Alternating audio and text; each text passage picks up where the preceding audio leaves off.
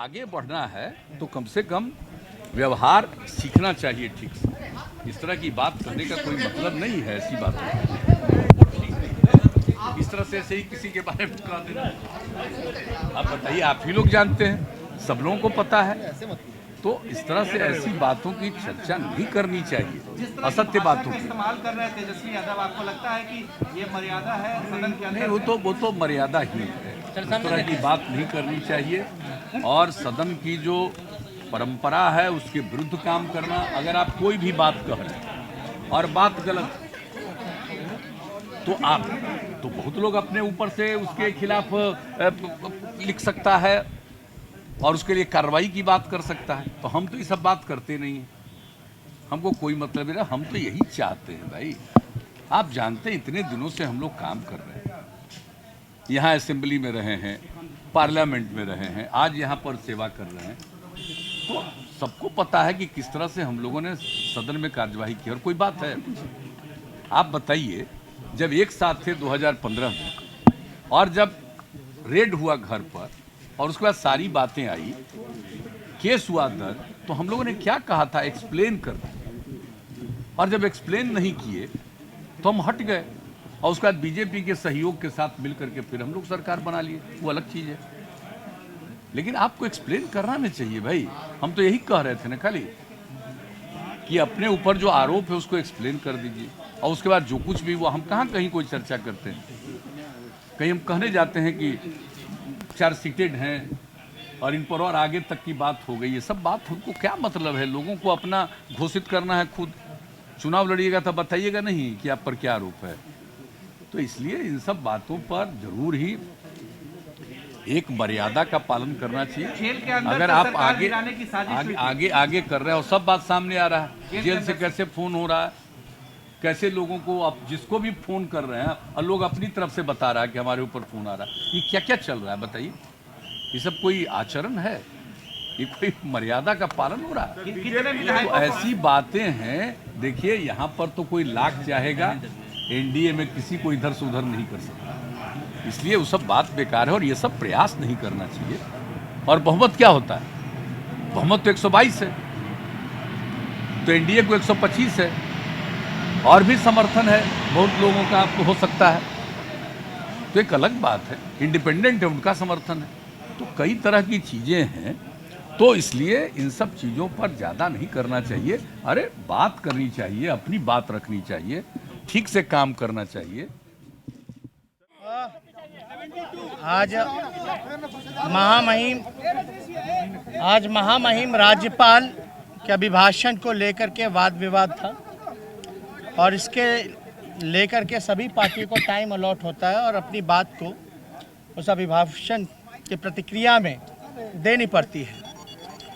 और आप सब लोगों ने भी अभिभाषण देखा होगा, शायद ये पहला इतना छोटा अभिभाषण राज्यपाल का बिहार ने देखने का काम किया। मात्र 1.5 से 2 पन्नों का ही अभिभाषण था। अभिभाषण जो होता है राज्यपाल का, वो सरकार का क्या विजन है, क्या रोड मैप है और किस दिशा में सरकार अगले 5 साल काम करेगी, उसको लेकर के होता है। इससे समझ में आता है।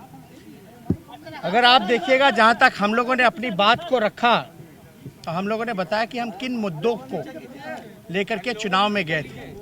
पढ़ाई, दवाई, कमाई, सिंचाई, सुनवाई और कार्रवाई वाली सरकार, भ्रष्टाचार का मामला हो या बड़े कारखाने की बात हो, किसान की बात हो, स्वयं सहायता समूह की बात हो, मजदूरों की बात हो, कोरोना की बात हो, एक पॉजिटिव कैंपेन हम लोगों ने चलाया। प्रधानमंत्री से लेकर के मुख्यमंत्री तक एक 31 साल के नौजवान के पीछे क्या क्या अमर्यादित बयान नहीं दिया गया है मेरे परिवार के बारे में, मेरा क्या क्या नामकरण नहीं किया, लेकिन फिर भी उन सब को भाव ना देते हुए हम मुद्दों की बात करते रहे और वो लोग मुर्दों की बात करते रहे। हम वर्तमान भविष्य की बात करते रहे और वो लोग इतिहास के बासी पन्ने और भूतकाल की बात करते रहे। हमारा अभी भी मानना है, स्पष्ट मानना है कि जनता का जनादेश जो था वो बदलाव का था और जनता ने जनादेश महागठबंधन को दिया।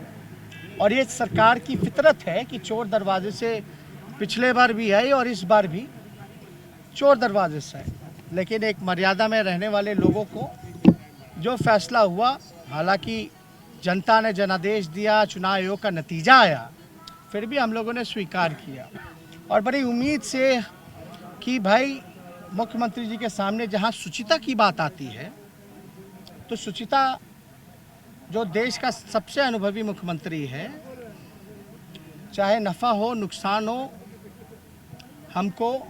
हम लगातार उनकी इज्जत करते रहे हैं, सम्मान करते रहे हैं। चाचा से भी हमने संबोधन किया है, लेकिन प्रोटोकॉल को मानते हुए सदन में कोई चाचा भतीजा नहीं होता है, नेता प्रतिपक्ष मुख्यमंत्री होते हैं, तो मेरा कर्तव्य बनता है सवाल को पूछें। जो भी नियमानुकूल कार्रवाई होगी वो कार्रवाई होगी, लेकिन किसी व्यक्ति को इस तरह से फोन करके और कहना कि आ जाइए आपको मंत्री बना देंगे, इस तरह की बात करना, ये कौन सा है भाई आचरण? कुछ और मंत्रियों को फोन तो किया जो गया था, जिनको आपके मंत्रिमंडल फोन में है। किया, नहीं ठीक है, हम क्यों बताएंगे? हम लोगों को बहुत चीज पता है, लेकिन हम लोग थोड़ी कुछ बोलते हैं। जब कहेंगे सब लोग अपने आप बोल देते हैं। तो ये सब आप समझ लीजिए कि और जनता का निर्णय है। अब जो कुछ भी हो, जनता मालिक है, जो भी निर्णय ले, और उसके बाद जो काम करने का मौका मिला तो भाई हम लोग तो काम ही करते रहे, आगे काम बढ़ाएंगे और काम करेंगे, तो ये सब तो करते ही रहेंगे। लेकिन अनावश्यक मैं नहीं समझता हूं कि इस तरह का व्यवहार करना चाहिए, उससे उनको फायदा नहीं नुकसान हो। वो कह रहे हैं और कि अगर 12,000 वोट का अंतर है सर, क्या फर्क वो पड़ता बता रहे हैं कि 12,000 वोट का अंतर ऐसा है। ऐसा कहीं संविधान में लिखा हुआ है? सर सामने देखिए लिखने का है। और आप अच्छी तरह जान लीजिए कि कई बार तो वोट ज्यादा रहता है, सीट कम मिलता है। यहाँ पर तो वोट भी ज्यादा है, सीट भी ज्यादा है। कई जगहों पर आप देख लीजिए ना, पूरे देश में कहीं कहीं आपको मिलेगा कि वोट ज्यादा रहता है लेकिन सीट कम आया। तो इसका कोई मतलब नहीं है, वोट तो ज्यादा ही और सीट भी ज्यादा है। लेकिन जो कुछ भी हो सरकार बनी तो मौका लीजिए ना, क्या इसमें ऐसी बात है? और लोग हम लोगों के बारे में बोलते रहते हैं कम, में जनता मालिक है। तो हम कहाँ कह रहे हैं कि आपको 10 में कै गो सीट मिला, 2010 में कै गो सीट मिला था।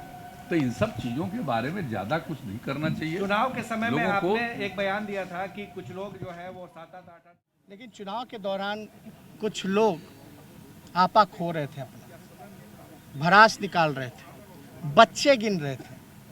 तो मेरे अगर सवाल को लेकर के उन्हीं का कोट करते हुए हमने बोला था, सब लोगों ने सुना था, देखा था, वीडियो क्लिप भी है कि मुख्यमंत्री कह रहे थे कि बेटे के चाह में जो है बेटियां पैदा करते रह गए। तो हमने भी ये जवाब दिया, ये मर्यादा और एक जहाँ तक बात की जाए तो ये शोभा नहीं देता किसी मुख्यमंत्री को, और सबसे अनुभवी मुख्यमंत्री को, कि आप बच्चे के बारे में या मेरे परिवार की बहनों को आप राजनीति में परामर्श में आप घसीट के लेकर के आए। कहने के लिए तो लोग ये भी कह सकते हैं कि भाई आप एक संतान के बाद आपने डर के कारण बेटी ना पैदा हो जाए इसलिए आपने जो है दूसरा संतान पैदा नहीं किया। लेकिन हमने तो चुनाव के दौरान नहीं कहा, हमने तो उन्हीं की बात को कहा या उनको याद भी दिलाया कि ऐसी बात अगर लालू जी में होती तो हम 2 भाई हैं, मेरे बाद भी एक छोटी बहन है जो आखिरी में है, वो बेटी है, मेरी बहन है। तो हमने तो उन्हीं की बात को याद दिलाया। अगर मेरे बात को प्रोसीडिंग से हटाया गया, प्रस्ताव दिया गया, तो यानी मुख्यमंत्री की हार हुई।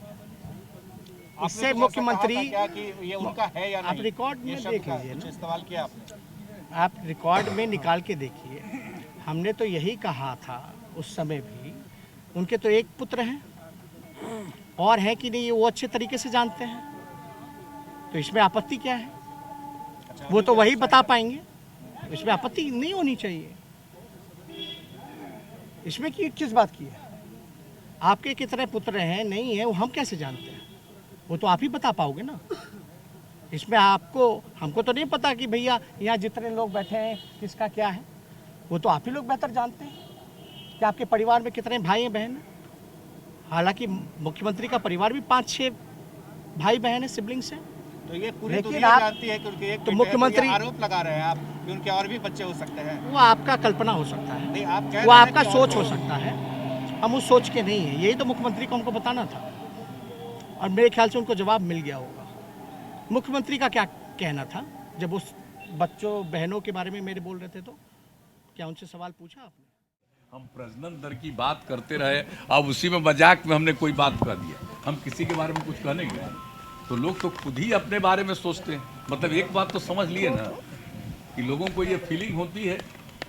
हम तो ऐसे ही एक मजाक में इस बात की चर्चा की, भाई प्रजनन दर को कम करना है और महिला जब पढ़ेगी तो प्रजनन दर कम होगा। तो इस पर तो हम लोग तो बोल रहे हैं, यूरेका की भावना के साथ हम लोग कर रहे हैं। हर पंचायत में, ग्राम पंचायत में उच्च माध्यमिक विद्यालय बने, उसके लिए काम कर रहे हैं। तो इसी सिलसिले में, चर्चा के सिलसिले में हमने कह दिया किसी के बारे में कि भाई लड़की हो या लड़का, सबका सम्मान होना चाहिए। तो ये सब बात कोई मतलब नहीं आपके है। बारे में विवादित बयान भी उन्होंने दे दिया है। क्या नहीं, देखिए मेरे बारे में जितना मन करे उतना बोलता रहे, विवादित बयान दे, लेकिन सदन के अंदर जो मर्यादा है उसका पालन करना। सर लेकिन जरा आज आप बहुत अच्छी बात नहीं थी इस तरह का करना।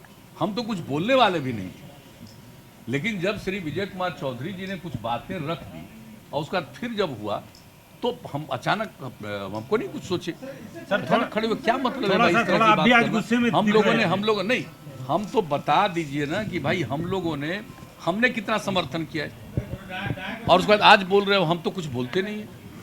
तो ऐसी बात नहीं बोलनी चाहिए। तो यही बात थी सर। आज के पहले इतना गुस्सा आप कभी दिखे नहीं सर सदन में।